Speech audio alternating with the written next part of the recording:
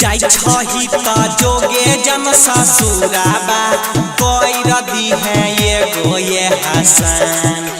जाई छही त जोगे जन ससुराबा कोई रदी है ये गोये हसन। लो भरबा के खबर वाले ते रही है नंबर नहीं बदली है के जान।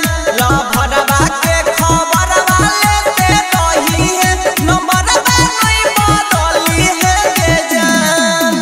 डीजे विकास मटिया कला सीतामढ़ी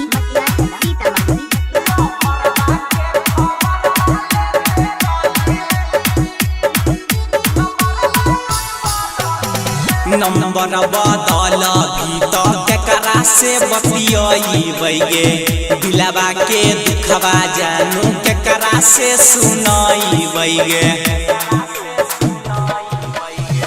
नंबर बदल भी तो केकरा से बतियाई गे दिलवा के दुखवा जानू केकरा से सुनाई गे। मौका पाके वीडियो कॉल पर आई है इहे जानू छै गे यारमान।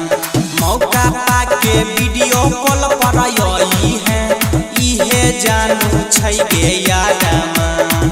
लो भरबा के खबर वाले ते रही है नंबर नहीं बदली है के जान। लो भरबा के खबर वाले ते रही है नंबर नहीं बदली है के जान। डीजे विकास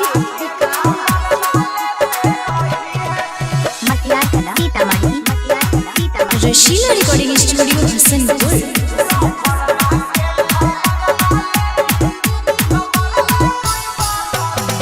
छौरा पीरिन साबा के तो रहले इरादा गे राइटर भवन से रहलौ नहीं बादा गे।